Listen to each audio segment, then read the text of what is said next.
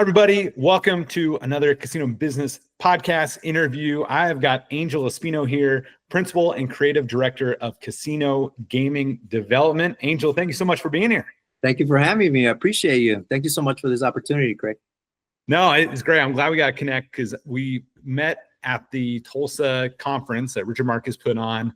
And I remember just seeing your table layouts looked amazing. I saw 5-card poker, which we'll get into a demo of, or 5-card Pai Gow, which we'll get into a demo of. I thought it was so fun. And I just loved your story about like how you and your team are just kind of in the trenches.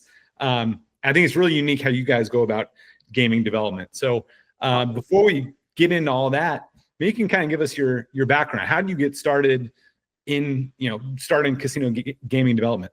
Oh, yes. It's well, first of all, I broke in the industry in 1997. I broke into dealing in 97. That's where I learned all the games, and then dealt for 5 years, and then I took a break, and then I got a degree at the Art Institute of Colorado. I got my bachelor's of arts in design. So after that, I got back into the gaming industry, and I've been at Ameristar Casino in Blackhawk for 15 years now. So overall, over 20 years of dealing experience. So that led me to 2016, where I created my first game. And when I created that game, it was just a fluke. It was just kind of talking to a player, and then it was a blackjack game at the time. Blackjack burnout, you get to burn a card when you hit, or double down, you get to burn the card. So, and it was just an idea, and from there, I just started getting these ideas every day, just running around in my head, because I do 40 hours a week of, I call it R&D, 40 hours a week of research and development. So 2016 is where it all started. And then from there, it just took off. I created another game and another game. I ended up creating 10 games within like the first 6 years of the company. I sold that company. I sold the games, the library. And then in 2022, I re-jumped the start after COVID. I jumpstart the company again and started creating more games. So now we have 6 games, working on 8 more as we speak. So we want to have a whole library of games where you'll be able to fill your whole pit with all our games, from craps, roulette, Pai Gows, the baccaras, the blackjack variation games, poker variation games. But the best part of this whole story is that since 2016, I slowly built a team, and the team is made up of Kathy Liu. She's a dealer. She worked with me at Ameristar. Now she's at another property next door. So she started with me, and then Tommy Avanquillo, he joined us, and then Colin Fink joined us towards the end. So he's been with us about 2-3 years going now, and that makes up 4 dealers with over 80 years of dealing experience. So we've dealt so many games all together. So that's what makes the team strong, is we have that passion to innovate, the passion to change the game, the passion to just keep creating and build something new. That's amazing. So the first company, the first iteration, you said you created 10 games, and was that you without teammates in that first go around? Yes, it was just myself. It took me about a good 6 years to build a library, and then during COVID, I didn't know what was going to happen because we were laid off at work. So I didn't work for 6 months. In the middle of it, I was approached by an online gaming company would release a media newsletter soon. Once those games launch, then we're able to talk about it. So it's kind of cool. It's an online gaming company bought me out. And it was the middle of a COVID. I didn't know what was going to happen, so I panicked. So I said, you know what, I better sell. And I sold the whole library. And so when I got that capital, I just doubled down. I said, you know what, I'm going to go. I can do whatever I want now. I have more capital. I can build a team, and we can hit it head on now. Nice. You pressed your bet. I did. And so that seems like you're prolific creator. It seems like some of the folks I've talked to maybe come up with 1 or 2 games. To come up with 10 and now working on getting to 15 is really impressive. How do you decide what is a winner, in the sense that, like, you may have an idea But you're like, okay, then obviously the math needs to work out. Then you need to go through a patent process, or it can get expensive, I assume, to actually like protect the game. So how do you evaluate your games on which ones you want to actually push and make part of your library? Oh, that's the $1 million question. I mean, I love that you asked that question because I get approached by developers every week. Once a week, some stranger or somebody in the industry calls me and says, I have an idea. The $1 million question is, how do you get started and the why, right? So I build a 12-step SOP for the team. This 12-step process, we start from the infancy. You know, what's your idea? Write it down, get the rules of play. Then we do research. You know, before you invest a penny, you go to the Mike Shacklett Wizard of Oz website and make sure that game doesn't exist. I've done it before where I had a brilliant idea and I come to find out somebody had a variation. I'm like, oops, scratch, right? So when the team has an idea, we all sit down and kind of analyze it. Then we do the research. Just on the bare bones, does it exist? Then we go into the pan research, make sure that the name is available, trademark, copyright, and make sure, you know, do some thorough with my attorney, my patent attorney, make sure it's not out there. Then I reach out to gentlemen like Mike Shacklett, somebody experienced it, like, have you heard of this? So it's good to know some of the people in the industry that are well knowledge of table games. So once we know that, then we can start moving forward and break down the game to the bare bones, and then we nitpick it. The team will sit down at a bar, restaurant, or wherever, and then we just sit down for hours and deal the hand out and kind of dissect it. Is it viable? The dealing procedure, the rules. Then once we know that, the key thing, the math has to work. No matter how exciting the game is, how fun, how easy it is, does the math work out? So I have about 3-4 mathematicians that do preliminary math for me before I go to GLI and spend the big bucks. Let's just make sure that the game is probable. Once the game works, I order a layout with Deb Conoscente from Cambridge Design. She'll do a basic layout, no pay table. Then we deal out thousands of hands. Just make sure that it feels good, the position of the betting is correct, the game protection, the dealing procedures are right. And then once we feel the game is good, we kind of dissect it, move bets around, make sure it's fun, make sure it's easy to deal. We look at all those things. Then we get the math, then we get the GLI, then we get the logo down, the layout design completed, then we pan the copyrights, trademarks, and patents. Now that process, I gotta assume, because you've got, you guys are in the trenches, you got a team of people that are in the trenches, and you guys go through that process.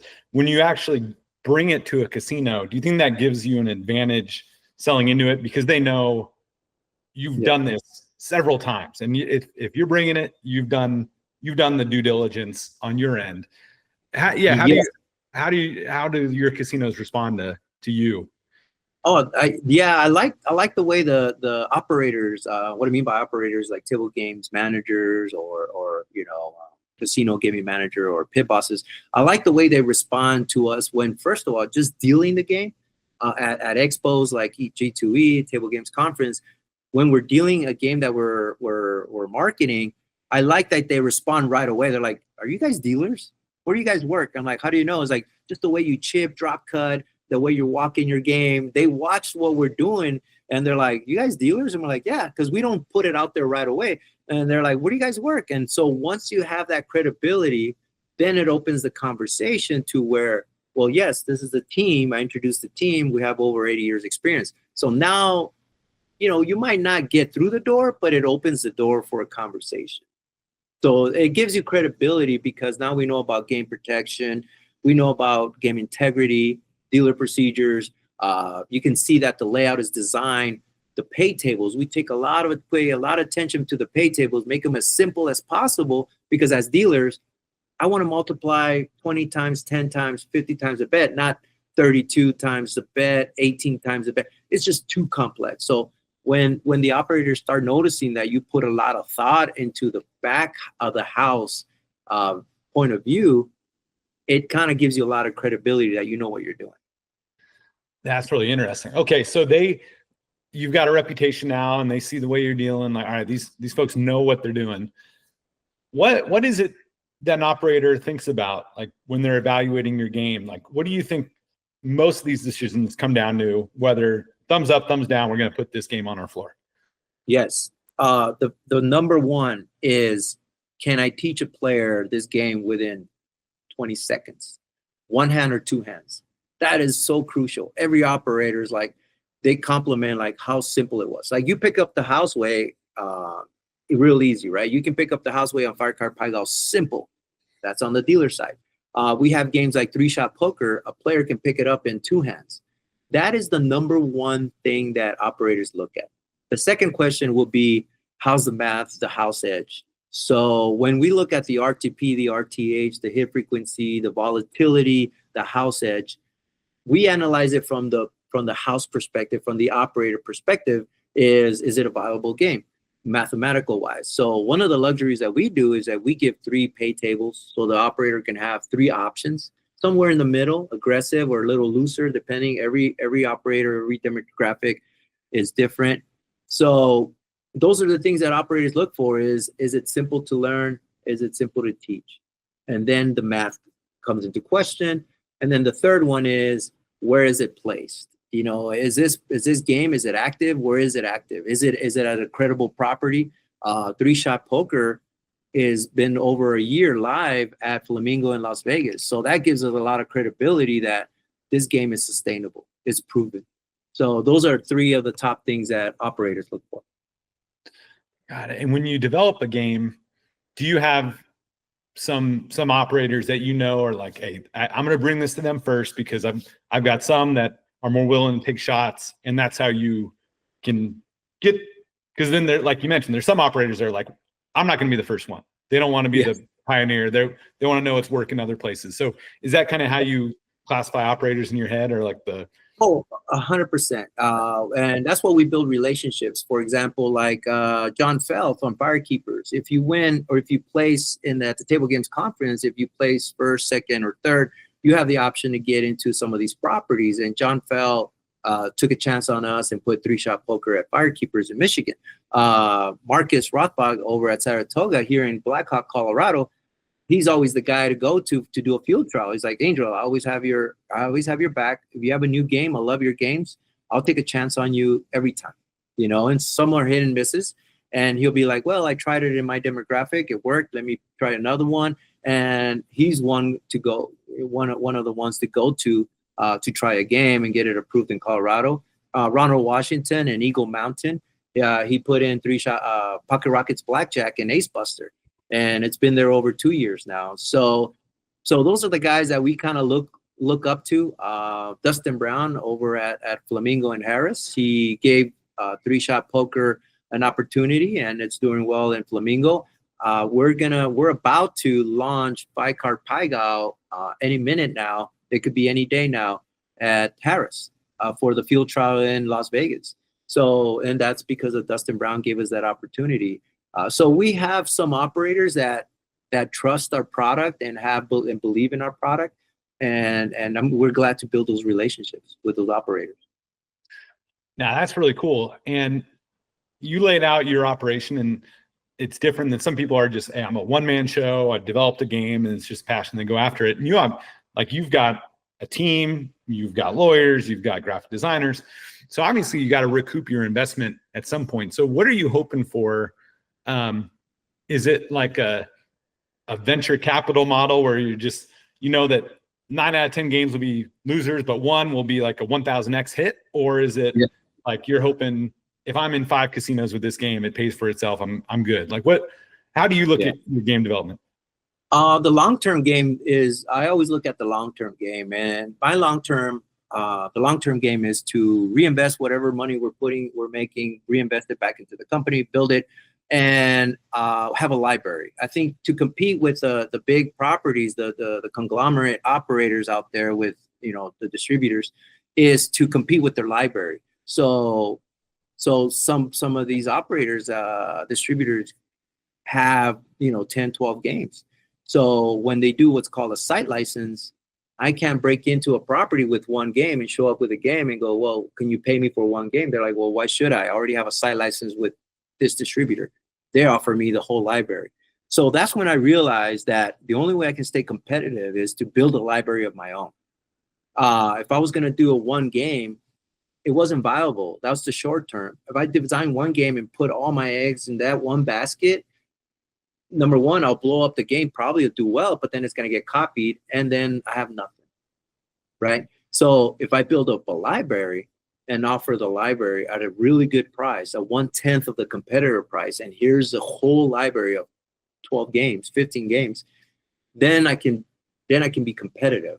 Then I'm looking at the long term where my whole team and myself, we can retire and get off the hill, what we call off the hill, off the casinos, and then just focus on game development. Got it. Okay. And so when you're selling a site license at a discount compared to the big, big conglomerates, are you hoping to displace them, or it's like, hey, this is low enough that you can have both without breaking your budget? Yes. Yeah. We're not trying to replace them because the big conglomerates have a lot more to offer, like shuffle machines, progressives, and no. Well, what our goal is to just offer something for the operator and for the players. We're just trying to innovate and improve the industry, not to take over. It's impossible for us. We don't want to touch tech. We don't want to touch shuffle machines. That's not for us.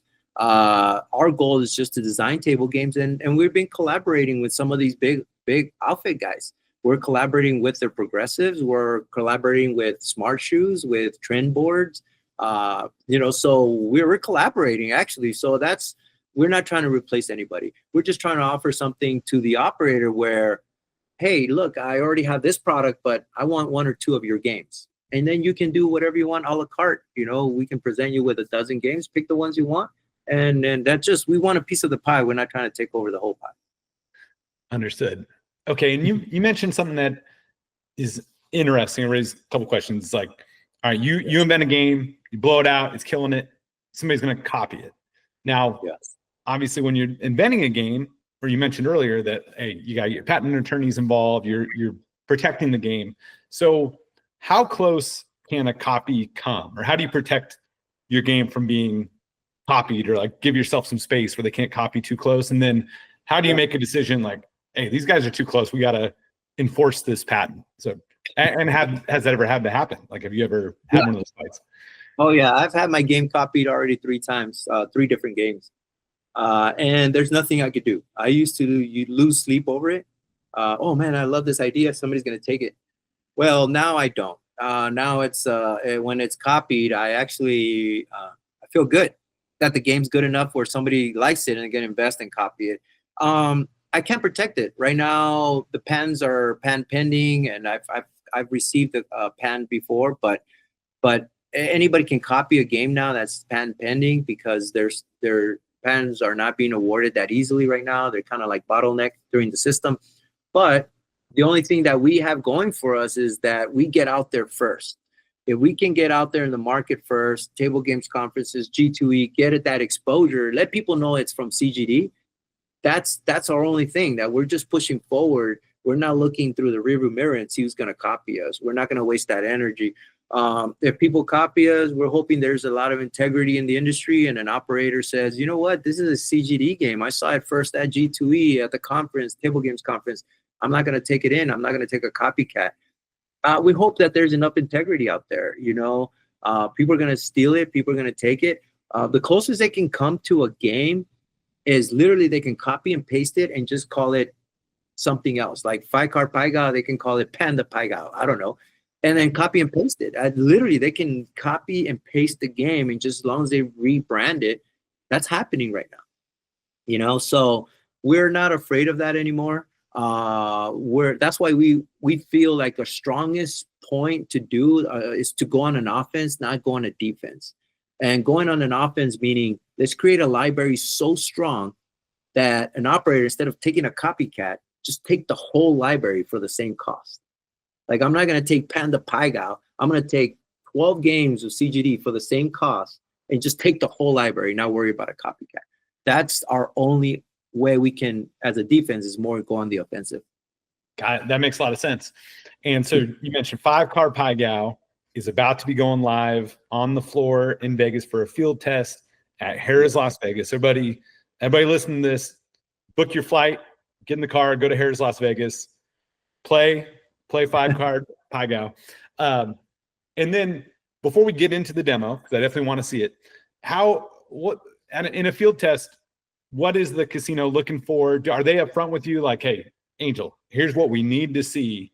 And if you hit it, great, we'll expand. If not, then, you know, we gave it a shot. Thanks for playing. Oh yeah. The true testament of a game is, if I'm going to take out this game off the gaming floor and I'm going to put your game must outperform this game. That's basically in a nutshell. If I'm going to take out a blackjack game or a Pai Gow game or a poker variation game, your 5-card Pai Gow must outperform this game. So they look at the numbers, the drop, the hold. Is it easy to deal? Is it getting people on the seats? Is it you know? But at the end of the day, it's all about the numbers. Is the hold strong enough?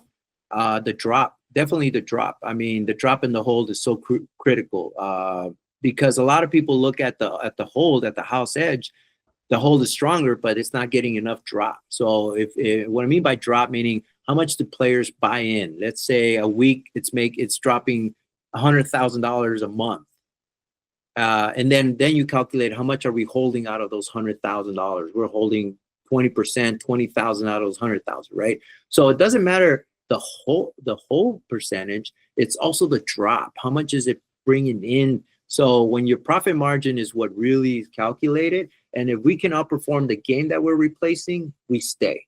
If we don't, then, I mean, this is a cutthroat industry. If it doesn't perform in 3 months, you're getting cut right away. I mean, a game has to perform really fast, really quick. Even if it's new, it has to be quick. So that's why we have to make the game easy to learn, and it has to be easy to deal, so players can adapt to it as fast as possible, because the time is, we're losing time. So in 3 months, we got to make sure this game is catchy. So it doesn't have a lot of time. Some operators are so nice, they'll give you an extra 3 months, like, hey, let's give it some more time, and it's getting some play, and then it starts generating. I'm like, oh, thank you, you know. But some places, it's so cutthroat. We need a hit, and we need it today. Interesting. Okay, and then just a quick question on the business model of game developers like you. Are y'all getting a cut of the drop, like a small sliver, or it's just, hey, here's the flat fee and you just pay us per month per table? All right. Yeah. How does that work? Oh, yes. As a game developer, you do what's called a license agreement. So it's a one monthly fee. So whatever you agree on, this is what I'll pay you a month. And whether the game performs or doesn't perform, they open it, they don't open it. If it's a hit, drops so much money, that doesn't affect us. It's just a monthly fee that you get paid for having it there. And that's why we're offering the CGD Max site licenses. Not only do you get one game, you get all our games and as many as you want for one price. So that entices an operator to go, hey, look, if 5-card Pai Gow doesn't perform, at least I got 3-shot, then I get the barbecue baccarat, then I get the poker variation, the blackjack variation. So that's the only way we can stay in the properties, by offering, you get all the games you want, you know. So, but yeah, it's you can charge per game, just one game site license, or you can do the whole library. And are they obligated to share numbers with you, or they're just like, yeah, we'll renew, and you just assume like, okay, well, it must be doing well? Yeah, no, they're not obligated to share numbers, and that's just an industry norm. A lot of properties are not willing to give you that, right? For various reasons. You know, the corporations are a little tighter on that. Some operators will give me a ballpark figure of the hold percentage. They'll tell me, like, hey man, if this game holds around this sweet number, 27% hold, 24% hold. Every demographic is different. Some are so competitive, they want to hold over 30%. Some places, local joints, little mom and pop joints, are like, look, I just want to hold 12, 10%. I don't mind, return players. I got to take care of my local players. I'm not going to just, rip them off. If you're in a very busy, high volume property, you want to take as much as fast as possible. In 3 days, I want to take all your money. So yep. they want a high percentage. That's why we offer 3 pay tables. And usually the high volume properties, they want that high percentage hold, because they only have a small time to take that, try to make as much money as possible, because they're getting that traffic. A local joint with just local players, they don't mind being a little looser and giving them more hit frequency, and lower house edge, because they want those players to sit around and play a little longer and come back tomorrow. So every demographic is different. You can skin a sheep once, but you can shear a sheep a million times, right? That's the same. Yeah, depending how many sheep are coming around, that's what that changes everything. Well, hey, let's get to 5-card poker. I can't wait to see the game. And again, folks, go to Harrah's on the Las Vegas Strip, find 5-card. I keep calling it 5-card poker, 5-card Pai Gow, and play it. And then let Angel know what you think. So we're going to go to the demo now, and then we'll come right back. All right, Angel, here we go. We're getting into it. This is 5-card Pai Gow, and I can see I'm in betting spot 2. And so you just laid out some bets for me. What are those? Explain those bets. Okay, so the main bet is the Pai Gow. The main bet here, you're betting against the dealer. So you have to win, like in Pai Gow, you have to win the low hand and the high hand. So this is a main wager. Then we have a dealer Pai Gow option and the player Pai Gow option. And that's when the dealer doesn't make a hand. So so what you're hoping here is that you can bet on the dealer Pai Gow and the player Pai Gow. Then we have insurance, and the insurance is when the dealer doesn't qualify. So the dealer has to qualify in hand, must have here is a 10 or less, it's a push. So the dealer doesn't qualify. So anything higher than that, jack or higher, then the hand is a qualifying hand, then we play it out. So the insurance is just in case you have a really good bet. Let's say you have a $300 wager and you have a really good hand, but the dealer doesn't qualify. You can insure that and hedge it by betting the dealer, betting the insurance here. Over here, the 5-shot, it's the 5-card poker hand. So on your 5 cards, if you have a pair of 10s or better on your 5 cards that you're holding, there's a pay table here. They'll pay you on a royal flush all the way down to a pair of 10s or better. So that's the 5-shot wager. On the 5-card poker hand also can be linked to any progressive, any poker variation progressive to the Texas Hold'em and all the poker variation games. That's the good thing about this game is it can be linked to a poker game, which is going to be new. All other Pai Gow 7-card Pai Gow variations cannot be linked because of a joker and 7 cards. So that's the beauty about this game. There's no joker involved, and you get 5 hold cards and qualifies you for a progressive. So that's the 5-card poker hand right there. Very cool. So when you say it qualifies for progressive, because now it seems like more and more casinos are adopting table games where there is a progressive element where players can put that side bet, and that progressive may be up to $60,000 or $100,000. And so now this game could contribute to that progressive. Correct. Yes. And it'll be the first time that a Pai Gow game gets connected to all the poker variations. So we're excited about that because the driving force when it comes to any poker variation game is the chasing that progressive wager. I've seen some progressives over $1 million, $2 million progressives. So being able to be the connectability with a Pai Gow game to those poker variations, it's going to be unique and it's going to be new. So we're excited about that. And I kind of put the cart before the horse maybe by asking about the bets first. So maybe you can explain 5-card Pai Gow. I love 7-card Pai Gow. It was one of the first games when I started playing. Like I played because it pushed a lot, and as a player, I just enjoyed that. Could last for a long time. So anyway, I'm familiar with 7-card. I really enjoy it. Maybe you could tell me how's 5-card different? Explain the game. Yes. So 5-card, it's like similarity, right? So let's regular 7-card Pai Gow, you get 7 cards as a player and a dealer. And you're trying to win both hands, right? To win the bet. If you win one or the other, it's a push. Win one, lose one, right? But on our game, we took away 2 cards to make it a simple 3-card hand for the high and 2 for the low.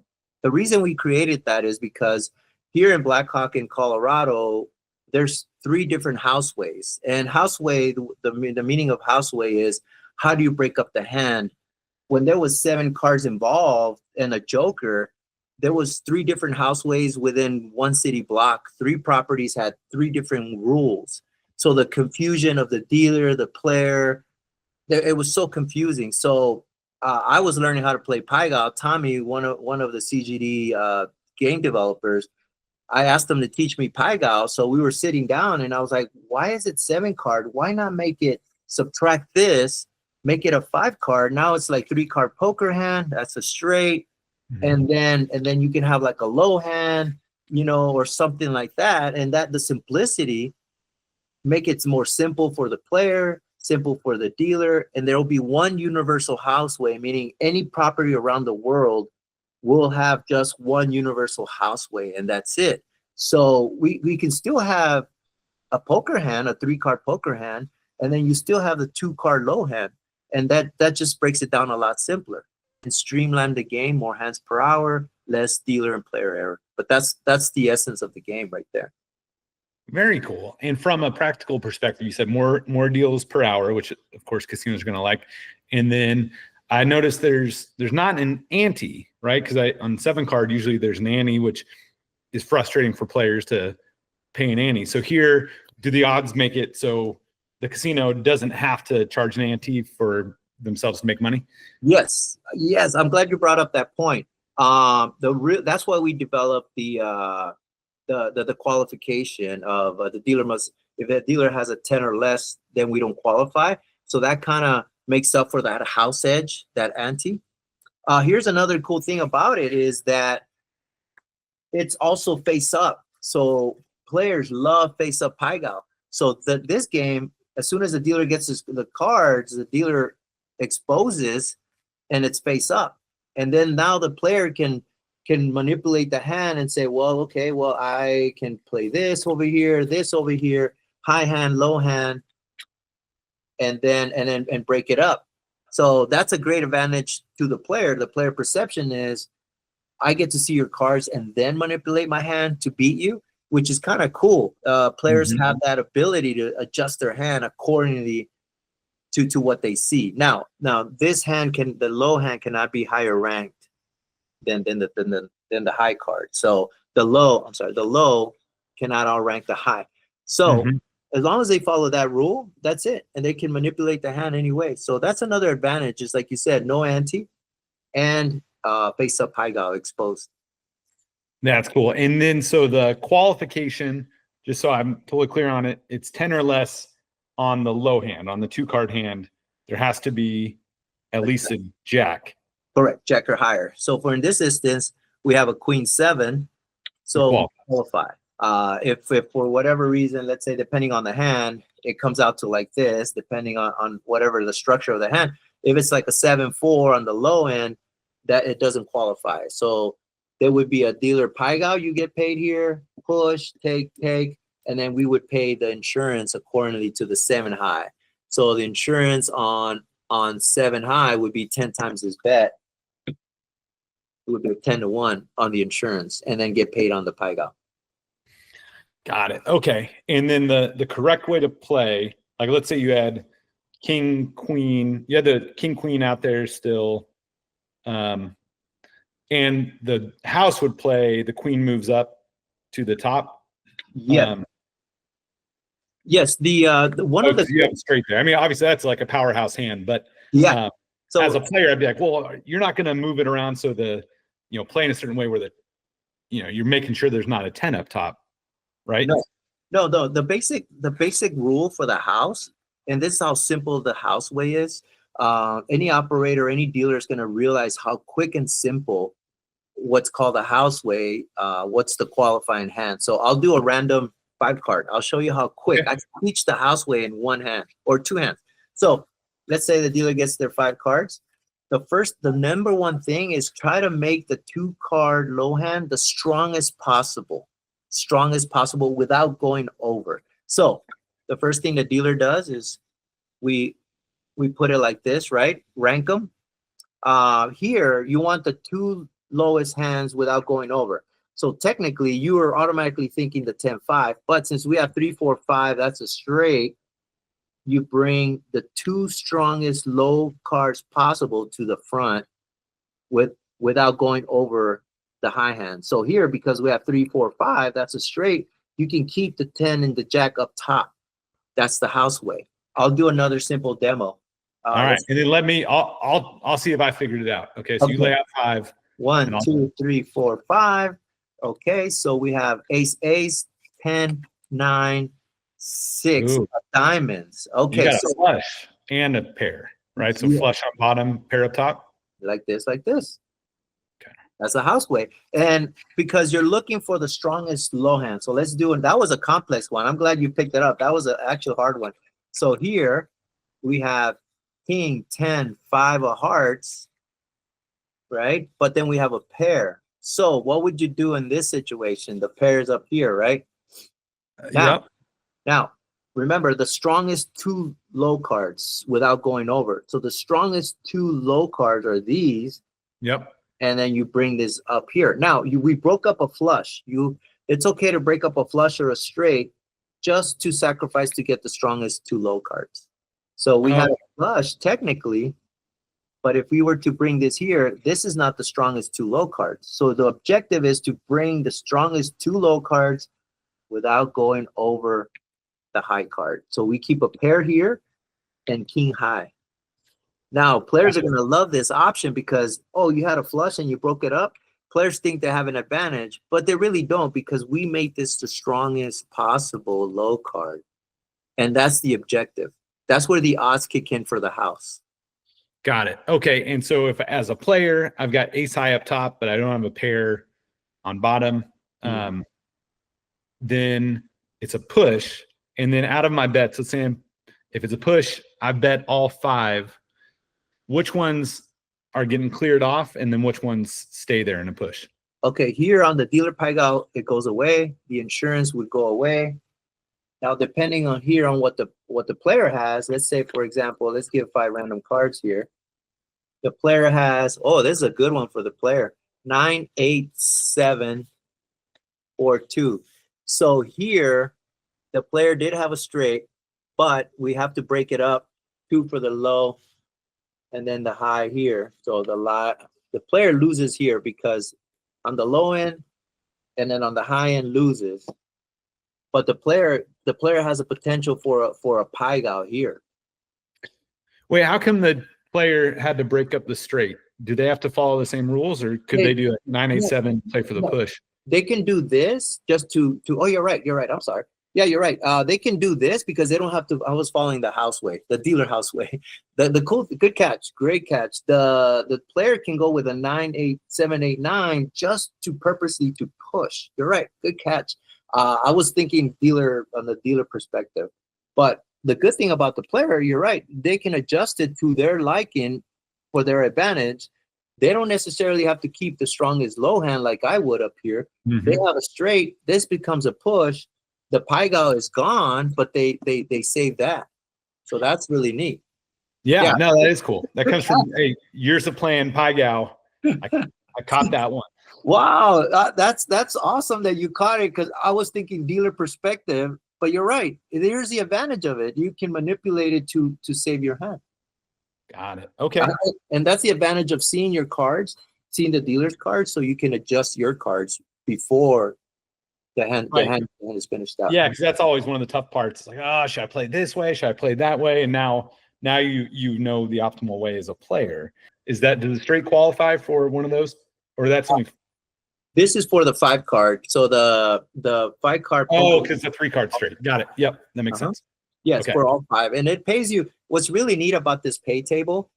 This pay table is the same on our other 3-shot poker game. We have a 5 card payout, and the pay table is identical to this. So we want to link in all the games that we develop, link them in a certain way where it's familiar everywhere you go. So if you play 3-shot poker, it's the same as the 5 card poker hand, same payout. We're creating a couple of other games, and they're going to have the same pay table because the math is the same. So we want to keep the brand consistent across the board. Got it. Well, and I love the layout of the table. I think it looks really pretty. Oh, thank you. Yeah, Deb Conocente from Cambridge Design does all our layouts, and she is a rock star when it comes to logo and layout design. She is amazing when it comes to all it's all presentation. That's awesome. All right. Well, thank you for walking us through the game. And now let's get back to the interview. All right. Well, we are back. Angel, the game is amazing. I can't wait to play it. I know we can find it at Harrah's Las Vegas. And then soon, hopefully nationwide, you can throw a rock and find Card Pai Gow because it's going to be everywhere. So great job on that. Greg, thank you for having me. I appreciate it. It means a lot to us and the team. We're excited about we might go soon. Any day now, we go live at Harrah's in Las Vegas with Card Pai Gow. Thank you for having me.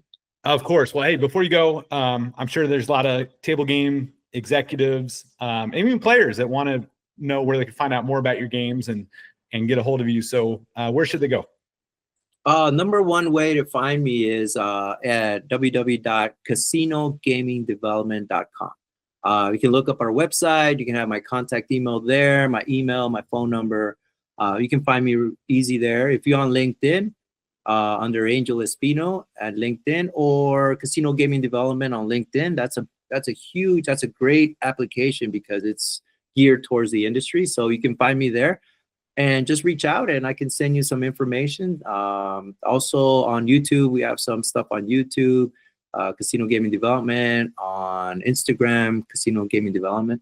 So there's different ways, but the best way is our website, casinogamingdevelopment.com. Awesome. Well, Angel, congrats on all the success. And maybe you can give us a list of your games, where they're at, and we can put it on URComped as well and let players know where they can find it. I think that'd be cool. Oh, that'd be awesome. Thank you. I appreciate it. That'd be a great promotional avenue there. Thank you. Right on. Well, hey, Angel, thank you again. Godspeed. Good luck with the new deployments, and looking forward to hearing about more and more successes. I appreciate it. Thank you. Thank you so much.